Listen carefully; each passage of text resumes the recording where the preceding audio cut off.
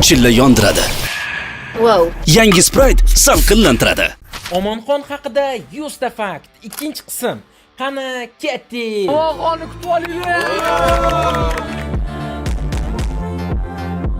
Asl ismi Omonxon, familiyasi Axatov. Omonxon 2004-yil 6-dekabrda tug'ilgan. 25 yoshgacha aniq uylanishni reja qilgan.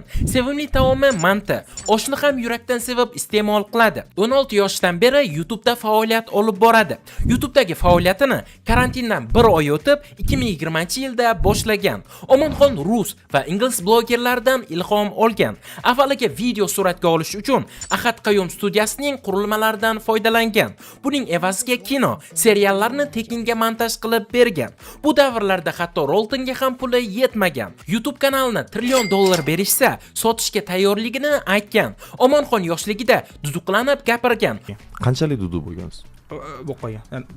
Deb shunaqa. Bu odatni yo'qotish uchun tezroq gapirishga harakat qiladi. Sekinroq gapira olmayman. Bu meni miyamga stop beradi. Va hozir juda tez gapiradigan bo'lib qolgan. 2025-yilda 2 million obunachi to'plagan. Rossiyalik Dima Maslenikovning ijodini sevib kuzatadi. Chempionlar ligasi o'yinini ko'rish uchun Londonga borgan. Hozirda asosiy Omonxon kanalida 3 million 400 mingga yaqin obunachisi bor. 2027-yilgacha 4 million obunachi yig'moqchi. Soch turmagi ilgari uzun, medium mallet uslubida bo'lgan. Keyinchalik sochlarini YouTube video uchun kalga olib tashlagan. 2024-yilda soch o'stirishni maqsad qilgan, ammo eplay olmagan. Katta maqsadi esa 10 million obunachi to'plash. Omonxon kanali avvaliga hayotiy shortslar uchun ochilgan, ammo hozirda bu shortslarni topa olmaysiz. Omonxonning yana 6 ta kichik kanallari bor. 1 million obunachi to'plaganida Million nomli ikkinchi mualliflik qo'shig'ini chiqargan. Birinchi qo'shig'ining nomi Tinch qo'ymani 2023-yilda yaratilgan. Omonxon kontent borasida songa ishlashni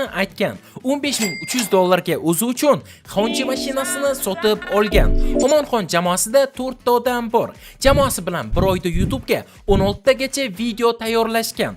Omonxonda YouTube'ning 3 ta kumush knopkasi bor. 2 ta knopkani asosiy kanal va Omonxon Shorts kanali uchun olgan. 3-knopkaga esa shunchaki "Salom, bu Omonxonning 3-knopkasi. Siz esa like bosing" deb yozdirib qo'ygan. 6-knopkani asosiy kanali 1 million obunachi to'plaganida olgan. Bu kanal 2021-yilda ochilgan. O'sha vaqtlarda video tayyorlash uchun uyiga 1 oyda 1 marta borgan. Omonxon universitetda o'qimagan. Kelajakda ham o'qish niyati yo'q. Bunga sabab universitet ta'limi kontrakt summasiga arzimaydi degan fikrda. Instagramdan ko'ra YouTube'ni ko'proq yaxshi ko'radi. Omonxon blogerlar bilan birga futbol o'ynagan.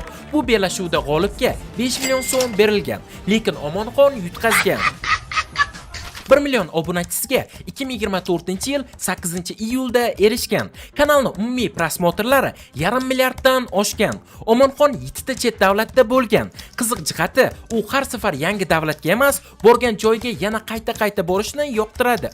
Birinchi sinfligida Omonxonning boshiga juda qattiq urishgan. Shu sabab u ko'zini tez yumib ochadigan bo'lib qolgan. Omonxon o'z xonasida sevimli burchak yaratgan va u yerga eng qadrli buyumlar, YouTube knopkalar va sovg'alarni qo'yadi.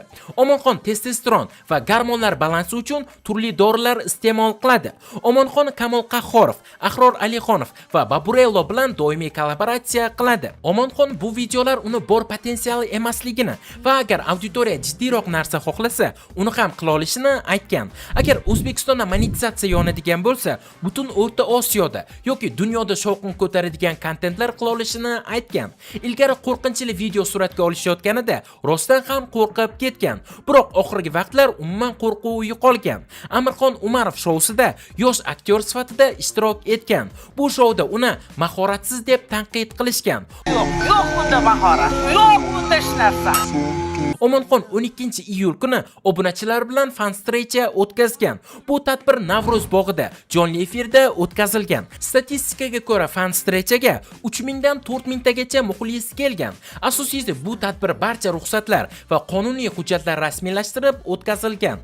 Fan strechada Omonxondan tashqari Ahror Alixonov, Aka-uka, Gambit va boshqa mashhur blogerlar qatnashgan. Qabristonda olingan videolari Omonxon karyerasi uchun birinchi katta o'sishni olib olib kelgan.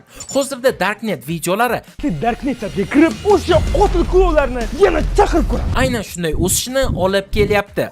Darknet 4-qism videosi bir oyda kanalning eng ko'p prosmotrli videosiga aylandi. Ya'ni bir oyda 10 million prosmotr to'plagan. Darknet videolari serial formatida bo'lib, hozircha 6 ta qismi chiqarilgan. Omonxon prosmotrbop videolarni doimiy yangi qismlarini chiqaradi. Misol uchun Darknet, qabr va stop kadr challenjlarini. Omonxon kanali ochilganida 30 ta video qo'ymagunimcha natijaga e'tibor bermayman deb aytgan. 30 ta videodan keyin esa kanalda 300 ming obunachi to'plagan. Omonxon hozir jamiyatga ta'sir o'tkazishga emas, prosmotr va obunachi to'plashga e'tibor beryapti. Omonxon kontentiga multfilmdek qarashlarni xohlaydi. Men o'zimni xuddi multfilmda ko'rishni xohlayman. Multfilmda. O'tmishda aktyor bo'lib, Kundosh va Voqea seriallarida rol o'ynagan. Omonxonning ota-onasi unga ishonishadi. Maktabda hech kim bilan qalin munosabatlar qurmagan. Doim oxirgi partadan hammani kuzatib o'tirgan. Birinchi ko'rgan podkasti Nima gap bo'lgan. 1 million obunachi to'plaganida Nima gap podkastida qatnashgan. Omonxondan sizni qanday odam sifatida eslashlarini xohlaysiz deb so'rashganida shunchaki Smile deb javob bergan. Nima gap podkastida ham doskaga Smile chizib qo'ygan. Omonxon Sardor Salyamovni shaxmatda yutgan. Omonxon auditoriyasini asosan yoshlar tashkil qiladi. Videolarda asosan juda ko'p energiya va xarizma bilan gapiradi. Omonxonni birinchi yuklagan videosi Salom YouTube formatida shunchaki vlog bo'lgan. Omonxon YouTube'da stream qilib Minecraft va Robloxlar o'ynaydi. Omonxon ham YouTube'dan topgan daromadi uchun soliq to'laydi. Darknet 4-qismini streamda suratga olishgan. Darknet 3-qismini YouTube'ga yuklaganida YouTube strike berib, uni o'chirib tashlagan. Obunachilar esa Omonxon bizni aldayapti. U videoni suratga olmagan deb o'ylagan. Omonxon o'zbek YouTube'ida monetizatsiya yoqish mumkinligiga ishonadi. Omonxon yoshlar agentligi yoki yosh kitobxon kabi hukumat loyihalari bilan ishlashga tayyorligini aytgan. Videolarni $1000 kompyuterda montaj qilgan. Omonxon hayotda juda quvnoq va pozitiv odam hisoblanadi. Ishqiy va shaxsiy hayot haqida deyarli hech qachon gapirmaydi. O'zingizni 3 ta so'z bilan tasvirlang deyishganida Harakat qilaman. Yosh bolaman. Omonxon. deb javob bergan. Do'stlar, bugungi videomiz shulardan iborat edi. Agar video sizlarga qiziqarli bo'lgan bo'lsa, videoga like bosing va kanalimizga obuna bo'lib, kommentariyada keyingi 100 ta fakt kim yoki nima haqida bo'lishini yozib qoldiring. Keyingi videolarda ko'rishguncha, xayr!